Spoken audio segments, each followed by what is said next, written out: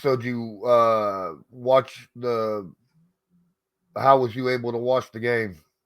Oh, I watched it at home. Oh, okay. We had no softball this weekend because fall break. Oh, nice, nice, good. Mm-hmm. And you know what? Screw it. We'll figure it out during the show because I definitely want to know your thoughts. And I'm sure you're interested in what I got to say. 100%. Also, are we able to record later this week, or do you need to do a double recording today? No, we'll be good for this week. I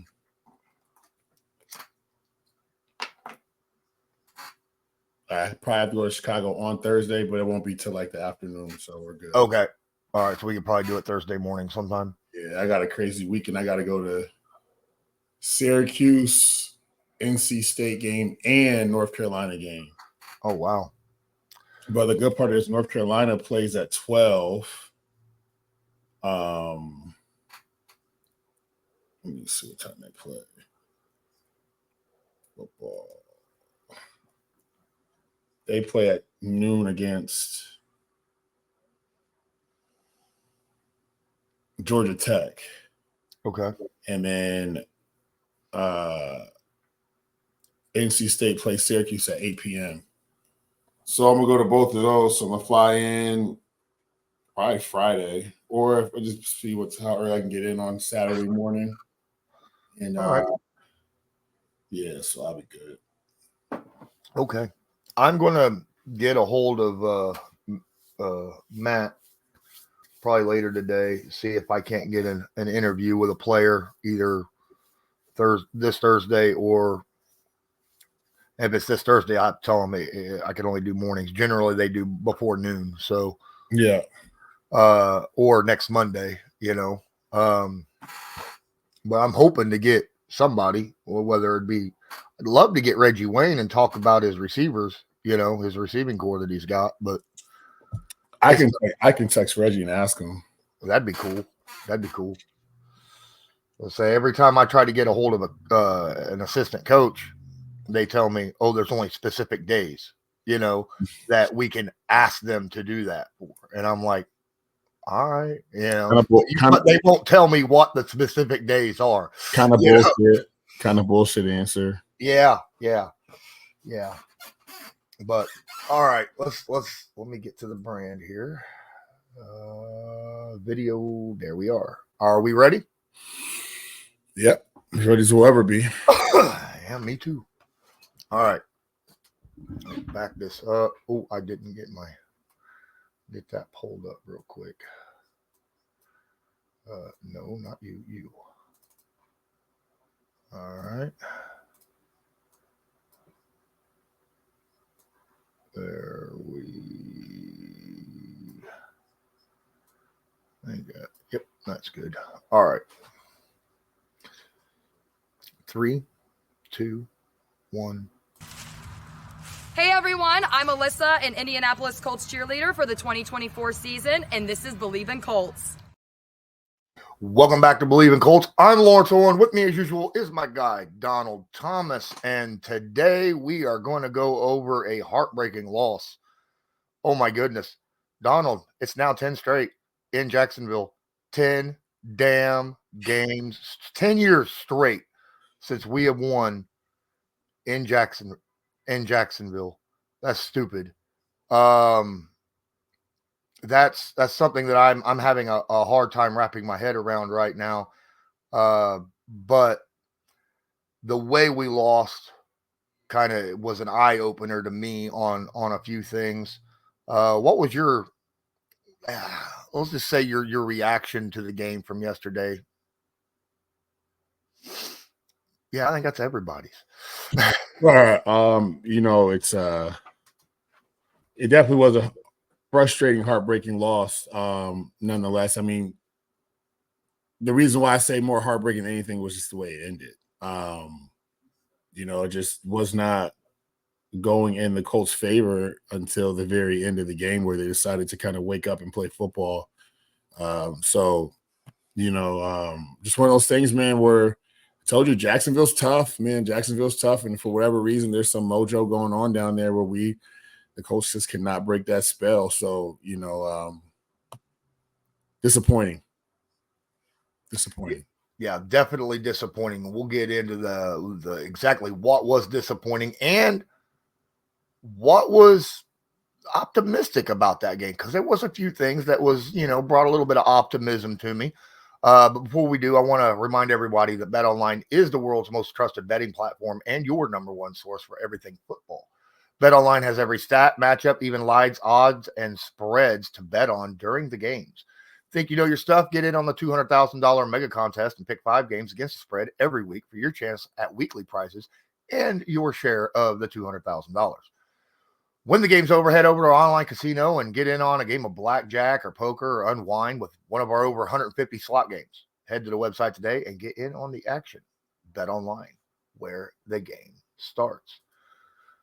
So this is a game where I've been singing praises of the Indianapolis Colts defensive line all year. The previous 4 games, I was like, hey, these guys are getting in the backfield, getting pressure on quarterbacks, getting sacks, making – last few games they've been, getting back there even on run plays, right, and disrupting the run lanes and things that. This game, the defensive line was absolutely non-existent.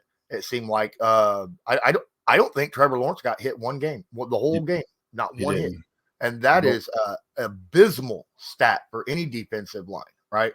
And I get it. There's injuries. I understand. We had one starter. And then, we had like a third stringer, right, that was playing on the D line as a starter, in yesterday's game. But at the same time, this is the NFL. This is next man up. You got to go in there. You got to do your job. And apparently yesterday, no one on that D line, even my guy Leatu Latu, even my guy Grover Stewart, they could not seem to get back there and get pressure. And Trevor Lawrence had all day to just pick apart our secondary. And that was one of the biggest things that, I came away with in this game as an eye-opener is how bad our defense looked.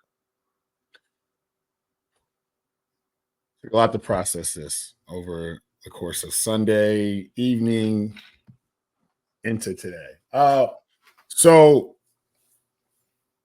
no QB hits, no QB pressures, no sacks.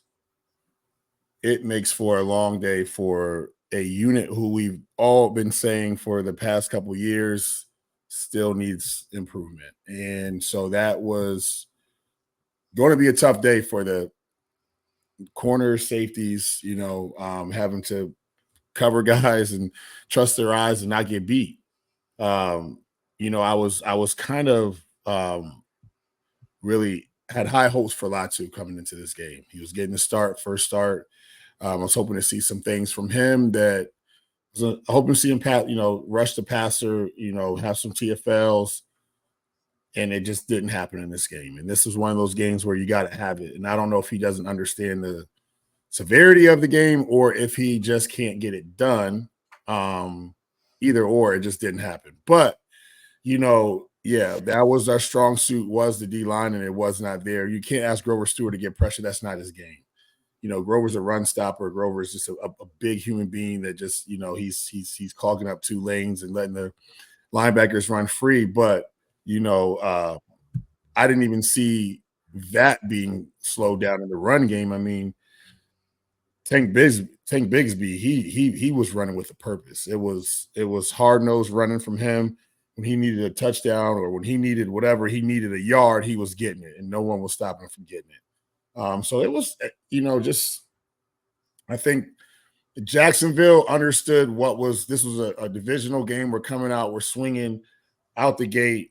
They had a slow start in the first quarter, got it rolling a little bit before halftime, and the Colts had to play catch up, and luckily they did play catch up in the fourth quarter. They finally woke up. But, from a defensive standpoint, seeing guys get beat in coverage, lack of tackling, missed tackles, not wrapping all the way up, getting those extra yards really, kept Jacksonville ahead in this game. So it was tough to watch, but I'm super. I don't know, man. You guys have probably never seen me like this, but I had high hopes for this game, and I was truly let down. Yeah, I was as well. Very, very let down. I mean, there was situations in this game with the tackling. In the first half, it seemed like we were able to stop the run pretty good. We were holding them down like 2.2 yards a carry or something like that. And then you talk about Bigsby, right? And that 20-some yard run that he had for a touchdown. I think there was, 4 or 5 missed tackles on that play. I mean, how 4 or 5 embarrassing. too many. Yeah. It was terrible. It was terrible. And then and look, first guy off the list, guy who I thought took a big dive in how he was playing and his production and his execution. EJ Speed. I knew you were about to see. I've been praising him the last 2 games, and it was just a big letdown this game. He missed so many tackles this game. I think with EJ's feast or famine. Like EJ came through and he made a great play on that inside zone. He shot the gap. Yep. You'll see those great plays from him, and then you'll see something where he'll just miss a tackle, or it'll be a bad read, or he'll get blocked, or he'll So he's still a young player, right? He's still learning, but we need pick it up. Yeah, in this league, nobody's safe from scrutiny. Yeah. So. I knew you were going to go right to EJ because I saw it too. I think everyone else saw it. I still think EJ's a good player, but there's just those plays that he has where he just misses the tackle. I think he's over aggressive sometimes, and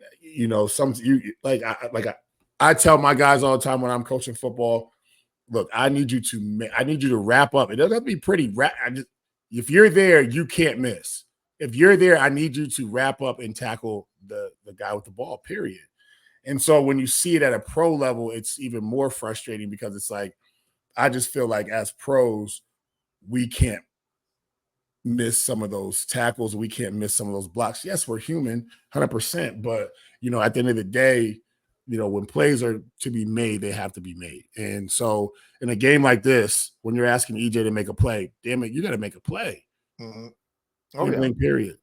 And I mean, like you said, everybody's human. I understand a missed tackle here or a missed tackle there, 1 or 2 a game maybe, but there was just too many yesterday. Another guy who had an up and down game, Jalen Jones. All right. Made a couple really, really good plays, including that peanut punch at the end of that reception to cause that fumble. But there was multiple times where he would, bite on a double move and get burnt. I mean, 2 of those monster touchdown passes from Lawrence was on Jalen, and it was because he bit on a double move, and the guy got behind him very easily, very quickly. Again, Jalen in his second year, making some progress. You're seeing him get better, but he's still making those, little mistakes that can cost you a game in just one single play. Right. And that's a problem that we need to get addressed as well. So another piece of EJ. There was multiple guys out there that were having problems. We can't just throw all the blame on one dude. No, 100% no. I mean, when you look at it from a standpoint of, I think guys look confused in the secondary at times where, someone's supposed to have, this area in the zone and for whatever reason they went somewhere else, and safety's running across the field trying to, cover up for their mistakes. And then you have the lack of pass rush. You have missed tackles around the board, not just, from the linebacker level, but from the, DBs and all that. So, it was just overall just wasn't like a spirited defensive showing that you needed in a game like this where I hope and pray that they talked about they haven't won in Jacksonville in like 10 years. I hope and pray that they have, schooled these guys that don't know the history of, Jacksonville and Indy matchup, how it's gone the past few years. But, there is a bright side in all the, negative stuff that happened on Sunday. I will say this, the offense answered the bell when they were asked to. When they Yeah. needed to put points on the board or they needed to get plays or first downs, they actually did, especially in the fourth quarter. Absolutely. That's we're gonna get into the offense. As a matter of fact, that was a great segue there, Donald. Thank You're you. getting good at this. I'm getting better. I'm getting better. Oh man. So before we get started on the offense, I wanna point out one person and let Fries, Mm, the right guard. mm. Oh my goodness, he's got my thoughts and my prayers. That was an awful injury. He broke his tibia, I believe. Yeah, I didn't even. They luckily they did not replay it because I would not watch it anyway, and I'm not looking to see it. But man, like, just take a minute here, because if anyone knows about an offensive line injury or anything, it's me. It's tough being in those trenches. Like, every play, anybody can have a leg snap, and that's just the realization of it. You hold your breath all the time. I think that's why my mom, she developed anxiety watching me play football. She just was like praying that I get back up after every play, because it's just real in there, man. Like, so many bodies flying, different angles, different, people coming with different momentum, just coming down on your legs, people falling. You're blocking somebody, you think you got a good block, and somebody rolls up on the back of your leg and you break a leg, right? So it's just difficult, man. Like, that kid, like, I knew it was serious when everybody came out there. The way he was laying there looked all too familiar with what I, experienced in my career. So, like, it's a blow, but going into the season, these horrific, gruesome injuries are going to happen at some point. Like, you know what I'm saying? And a time that we don't need, you don't need to injure anywhere, but especially up front where we're, offensive line wise, trying to, because because this is going to snowball in a sense of, not saying there's more injuries to come, but it was a Band-Aid for the game, but how do we patch this together for the rest of the season is going to be the issue that we have to see. Like, a guy can come in and play well for the rest of the game, or, understand what's going on, but is he the long-term starter at that spot is the question. And that's only time will tell. But yeah, man, it's I hate seeing it, man. It's tough. My heart goes out to him. Yeah, him and his family, because they're dealing with it as well. As you said, your mom, was always holding her breath, and I'm sure Will Fries' family is the same way. Fries was a great. He made such a big leap last year at that guard position. He became, a guy who could be relied upon to maul in the run game. Well, I was looking at like the last few games that Jonathan Taylor played in. Like 80% of their runs were behind him. Granted, you got Quentin Nelson pulling with it, but they were always directed in his direction, and that says a lot on the impact that man had in the run game, in my opinion. Well, not to mention he's done very well in the pass game as well. Yeah, I mean, there's a reason why you run the ball to a certain side when you're running powers and counters and all that kind of stuff, because you got one guy who's really good at pulling, you got another guy who's great at moving people, getting to linebackers, double teams, you can run the ball behind them. So, like, that was the yin and the yang to that counter power situation. So it'll be interesting to see how, those gap scheme plays look moving forward, because, everybody kind of has their niche when it comes to, playing football in their position. So, and you have to play to those strengths. If a guy's, he's a great puller, hey, we're going to use him to pull all the time. So we'll run the ball opposite of him, but he's going to be in there, leading the charge. And so we'll see, but it's definitely, it's heartbreaking. There's no other way to say it, because, it's one thing from a fan perspective looking in, but like, man, like, like, the road to recovery is long. It's hard. It's painful. The only silver lining is it's a bone. And, bones heal faster than ligaments and tendons and all that good stuff. So, they heal stronger. So they heal stronger too. So, I don't know the timetable. Hell, he could get back, if the Colts made a playoff run. I just don't know what kind of shape he'll be in, ready to go strength-wise with that leg. Might be difficult, especially, you can kind of get away with some other positions, but offensive line. So he might really just be done for the year, which is unfortunate. But, he's a young guy, and he'll bounce back strong. And, you know, you just hope to see him come back and play well for the rest of his career and not have another injury like that. Yeah, I fully 100%. There's so much to talk about this offense. We'll just go ahead and just jump right into the Joe Flacco conversation.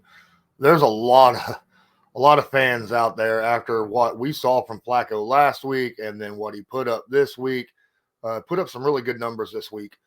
Of course, there's talk, and we've already had this discussion last week. I'm standing on that, that podium stating, look, Richardson still needs those snaps, right? And when he's ready to come back, he needs to play.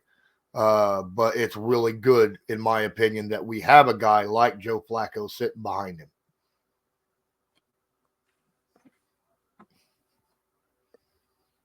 I'm turning my hat backwards. All right. So this is going to be the question of Colts Nation. Who should be starting? Who should, be on the bench? I look at it like this. If Anthony is 100% and he's ready to go, if he's the guy for your future, from a front office standpoint, you play him. You play him. Now, if you feel there's any reservation in putting him out there with the season being so young and you still have playoff chances and you don't fully feel like he's going to get you to the playoffs, right? Hear me out. If I'm the GM, I'm playing Joe as long as I can. Now, I take that with a grain of salt because I understand Joe is 40 years old. Yep. So Joe is only a Band-Aid for our bigger issue that we have. And just like we've had in the past with all the old quarterbacks, the Matt Ryans, the Wentzes, the San Diego quarterback, I'm talking about a couple years ago. Uncle Phil? Yes, Uncle Phil. You know what I'm saying? Like, those are only Band-Aids. So, like, how long do we really, really super, address this issue? Because, a lot of people don't feel like Anthony's the quarterback of the future. I'm staying out of whether I feel that way or not. I'm just stating what I see from right now. I don't know where you go with this because the man threw for 348 yards, 3 touchdowns, no interceptions, right? Yeah, way over half of that was the last 6 minutes. I know. Like it was oh wow, there's a guy I forgot was on our team. Right. Yeah. So I mean, those stats are a little bit skewed, right? But we don't know what the outcome would have been if Anthony would have played. We don't know. We don't. You can't. There's hypotheticals. I'm not getting into that. So I don't know, man. All I know is you put out there the best quarterback who you feel like for your franchise is going to win you football games to give you the best chance of winning and getting to the playoffs. I like that. I like that thought process. Again, to me, if Anthony Richardson is 100%, you play him. If you, like you said, if you all eggs are in his basket for the future of your team and you fully believe that, then you play him and get him that experience. And like you said, you don't know how it would have been, how this game would have turned out if Anthony Richardson played. Would it have been less efficient in the pocket? Most likely.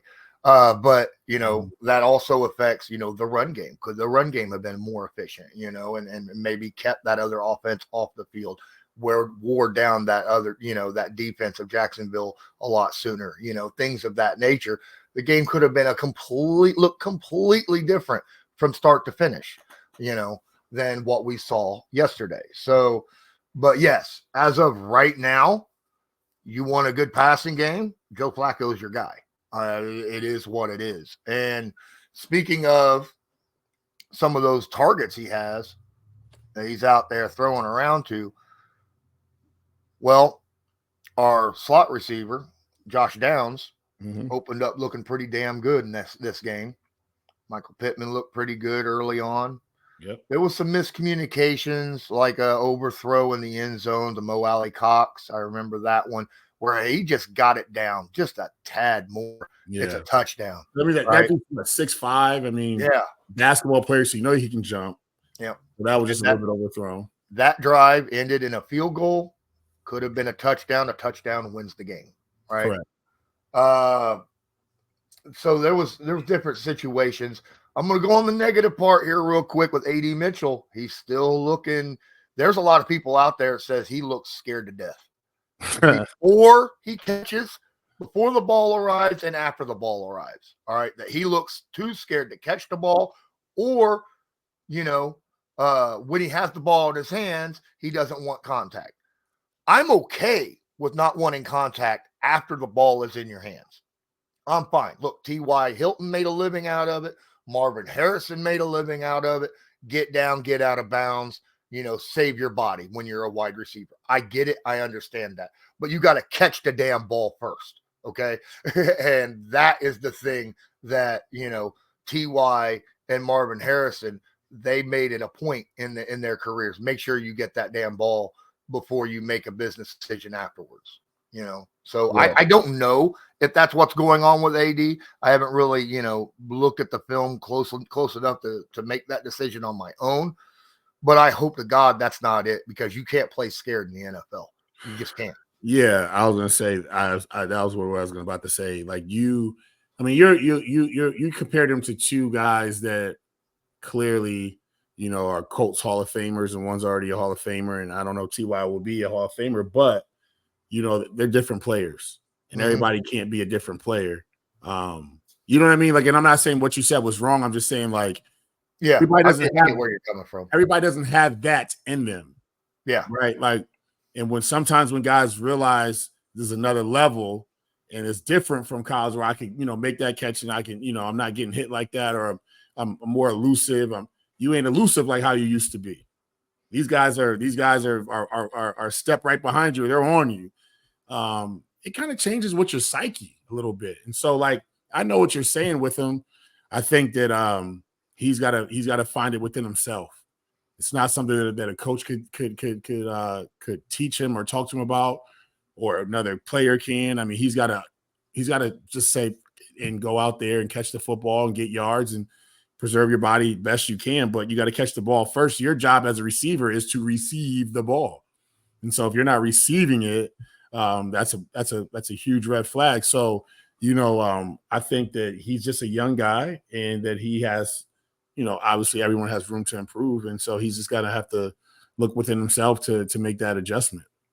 Absolutely. And then there's the guy who jumps up in the air about midway through the fourth quarter and made everybody that was watching the game jump out of their seat. Because that catch that said, "Hi, I'm Alec Pierce and I'm still on the Colts," don't forget about me as a receiver, where he jumped up, tipped it to him, and caught that sucker. That was an amazing play. Best play of the game, in my opinion, by a Colts player. Even though he had a 45 and a 65-yard catch, later on, right afterwards, that play was amazing. And we just talked about, AD, you got to be able to catch the ball. You got to make those catches. That is the kind of thing that I absolutely love. Him, that what we're seeing from him, and what we see from, let's face it, Michael Pittman Jr. does that on a routinely basis, right? I mean, he makes those physical, tough catches like every other catch, it seems like.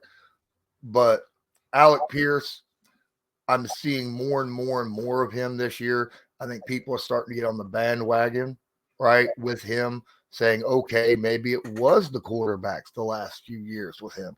Maybe it was, they weren't, throwing him the ball because they couldn't get it to him, whether it was, deep pass or whatnot. I've seen him multiple times take massive shots when the ball got there and not drop it, right? Last year, I think he had 2 plays early in the season where he should have come down with it, right? And he didn't. One was a drop. One was just, it was a contested catch. But I felt like both of them he should have came down with. I haven't seen that this year. Through 5 games, everything that seems to be go his way, he catches it. Whether he's scooping it off the ground, right, with a play that he shouldn't be able to catch, or one that's 6 feet over his head and somehow is able to tip it to himself. He's making just about every catch that he can get a fingertip on. And that says to me, you got to find him more often. Well, basically what you're saying is, and it's beautiful to see, but you're seeing the development and the maturation of a player right before your eyes, right? And so, like, you have to see that. Like, that's what gives you, positive thoughts about Alec. Because I remember last year it was frustration, and then you saw, a guy that takes coaching, a guy that has a high ceiling and hasn't reached it yet. And you're seeing it. We're all seeing it before our eyes. Like I saw it during training camp when I came to a few of the practices. I'm like, all right, he's making some big time catches down the field, but it's training camp, right? Like it's training camp. It's practice. Doesn't mean anything. Yes, you have to work on your craft to get better, but I got to see you do it in real life. And he's doing that in real life now. And so when you need a big play, you're not looking for, you're not looking for anyone else but Alec, to be honest with you. Like I would love to see Michael Pittman be that guy, but Alec is quickly turning into the go-getter. Like you need something, you go throw to Alec. He's going to make a play, something crazy out of nothing. And he did that yesterday, and then he had those 2 big plays to follow up, and put the Colts right there to be able to set them up to win the football game. They couldn't capitalize and finish. So, but it's beautiful to see a guy, just get better every year. Like you need to see that. Like I tell guys all the time, like you don't just get to the NFL and then that's it. Like that's why like every year, like I took 2 weeks off and I was right back in the weight room, right back, watching film, working on my craft, because you have to get better every year because there's guys coming behind you and more is going to be demanded of you when you show it on the field. Like that's why I tell like when I'm coaching, hey, you just made a good play. Great. But guess what? That opens the door for. Now I know you can do it. So I don't need to see it 1 out of every 10 times when your numbers call. I need to see it now more 7 out of 10, 8 out of 10, because you show me that you can do it. So he's showing that he can do it, and he's actually closing the deal, which is great to see, man. Like that is a bright spot for our offense right now. Huge bright spot. I think that the run game is, and I'll say this because of the injury that we suffered, so I'll take it a little bit easier on the O-line a little bit, but it was rough, man. I mean, like, Joe Flacco at 22 yards rushing with that, he was hauling ass too. I mean, he was moving. I was like, oh, Joe, don't pull a hammy, please. Please don't pull a hamstring. Because you know what I'm saying? Like I tell people all the time, I'm like, when I'm running with my son, I'm like, listen, that get out, that sprint, I'm like, oh, I'm about to tear my Achilles, I'm about to tear a hamstring, I'm about to do something, pull something. Because you get to 40, bro, things change in your body. It's just not the same anymore. And so, but I want to talk about real quick the pass protection. Yeah. Braden Smith had one of his worst days I've ever seen. I have to give Trayvon Walker some serious credit because he ended up 3 sacks, multiple pressures, few extra. And he had one at the end of the game to seal the deal. The biggest one so far. But that one that happened I think it was 3rd down. Mm-hmm. And he just kind of ran over Braden. I was like, Jesus Christmas. Like, yeah. And you don't see that from Braden. No, he was usually able to hold he held TJ Watt the week before all game. Correct. But different type of body type, different type of pass rusher, all the above, right? TJ is speed to power, right? Relentless motor. And this guy was just like, man, look, listen, I'm gonna hit you with a move. And if you don't catch up, it's over with. I've been in the corner.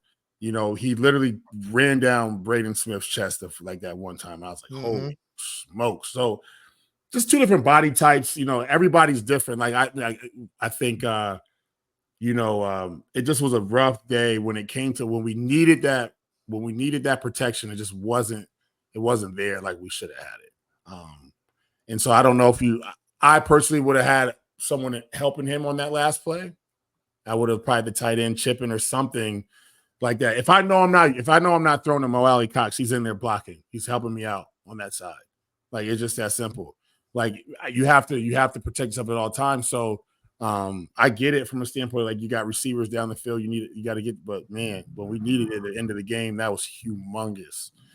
That him getting that hit.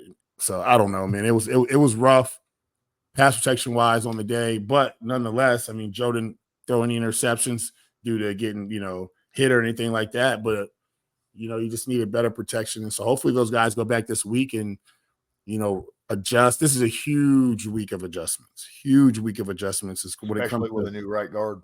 Man, I'd take Steichen's going to be down there watching the O-line. They're probably, they're meeting right now, watching film and stuff, but I guarantee those coaches will be there till about 11 o'clock tonight, figuring out what's the best game plan tomorrow, long meetings, figuring out what's the best game plan to put us in the best position. Who's our quarterback going into this week? Another divisional game. Another wounded dog that they got to worry about. Those are the dangerous ones, right? Like, Tennessee. They're playing Tennessee next week, right? I don't want to say the wrong things, right? We got Tennessee. Didn't look possibly. I think so. Let me. I think it's the Titans, right? I just want to make sure I'm Week 6 NFL. Yeah, Titans. Yep, at Titans. So you got a wounded dog that's dangerous if you don't take care of business, right? Like, so they just blew their team out yesterday, didn't they? I think did they win yesterday? I believe they did. I'm not sure. Then I should. Titans. Did I overlook them? No, they didn't play. They didn't play. They didn't play. It was the week before that they won. Yeah. They blew the Dolphins out the week before. That's. I mean, that's not saying much. No, it's not saying anything. Dolphins with the guys they have out over there, yeah, you're right. Dolphins are bad right now, and not to their, it just is what it is. But nonetheless, another big divisional game, and we'll get into that in the next episode. But there's a lot to fix from a player standpoint, from the players in the locker room.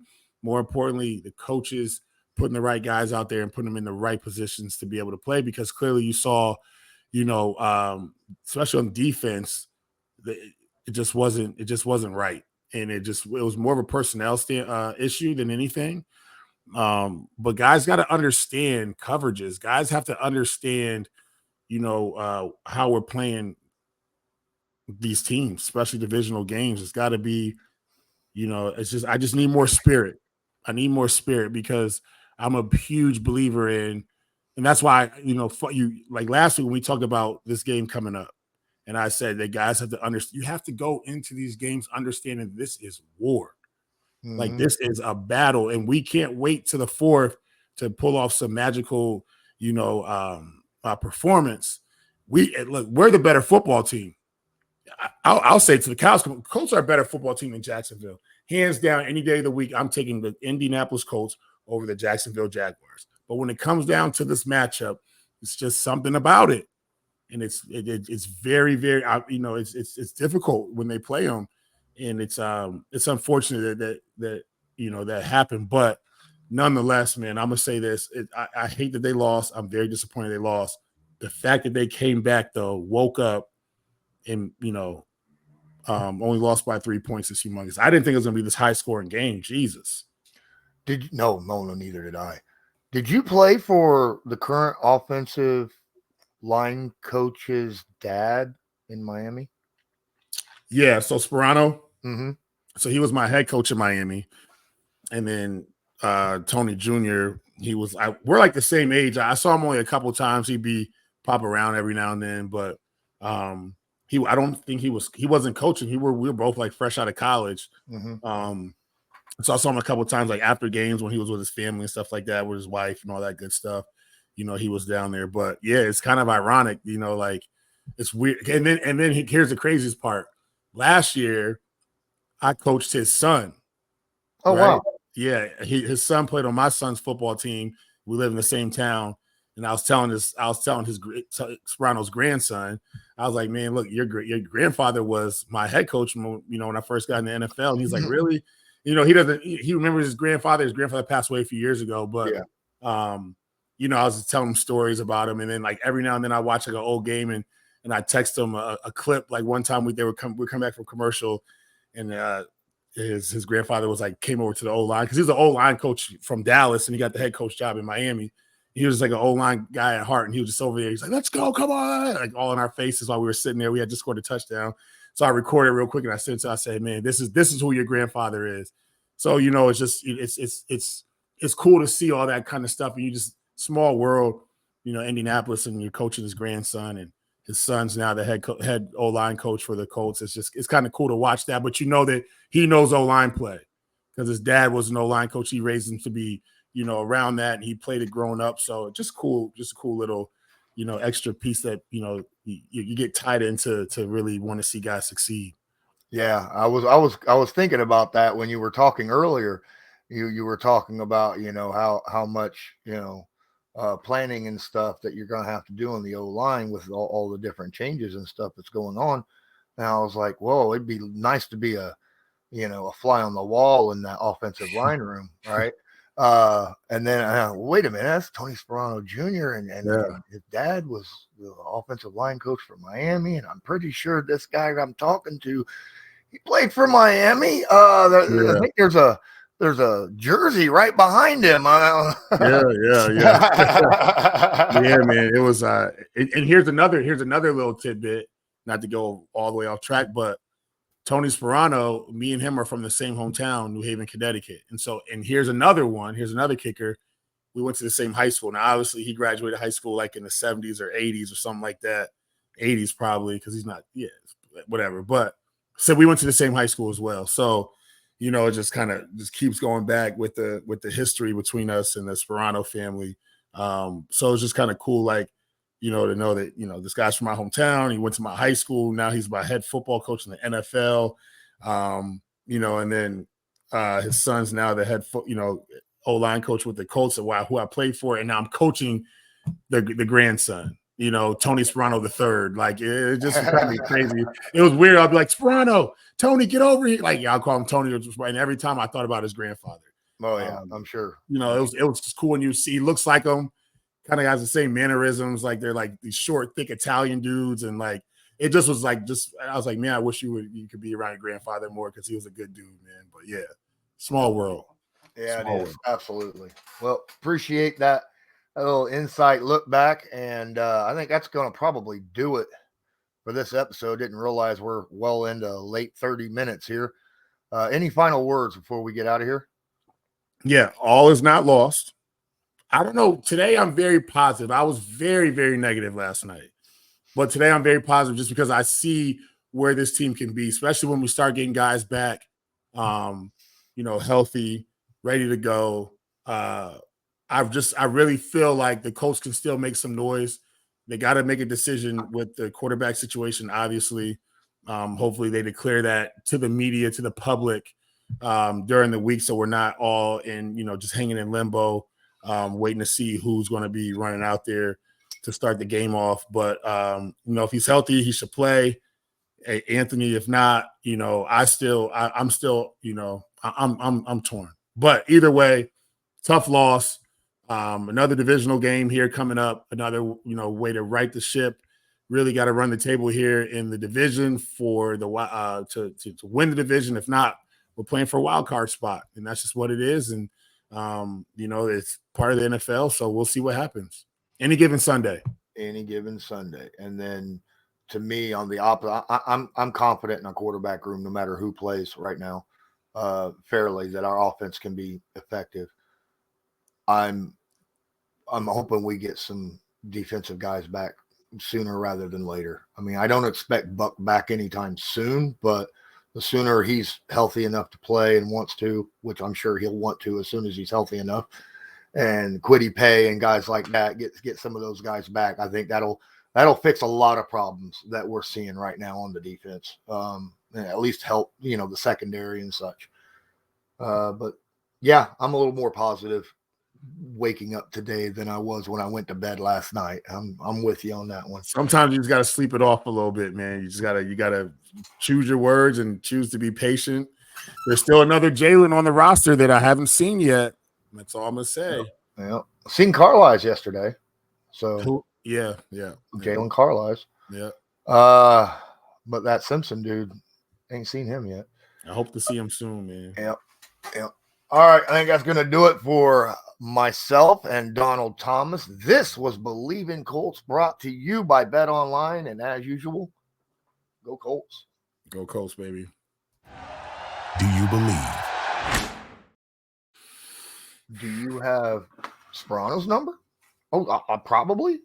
I have his wife's number. Well, maybe you could see if he might want to come on the show sometime. Yeah.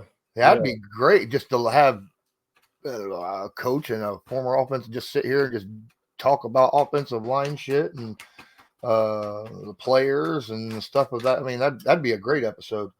You know what was really weird between me and you? Unless you guys ain't on good terms. I No, mean, I have zero problems with him. He just was very he just seemed like he was super like over everything. Like, okay, I get it. Like, like he never came to his son's football games, not one. And I get it. Like Saturdays, you guys are traveling. You might if it's a away game, but even the home games, like he never was there. Like he never came. I remember him. He picked up Tony from practice a couple of times, but he never got out the car. He was like one time he pulled up. He was like this, just like sitting there like this. And I went over. I was talking to him, but he just seemed like he was just over it. I don't know, man. It was weird. maybe he's just tired. Yeah, that's what it seemed like to me. But you know what though? His dad had a very like his mannerisms were always like that too. Like he was like it was like he was like this mob boss, and he was always just like overwhelmed with everything. Had to make all the decisions, blah blah blah. So, it was just weird, really weird that I don't know. It was weird. But I mean, I could reach out to his wife was super cool.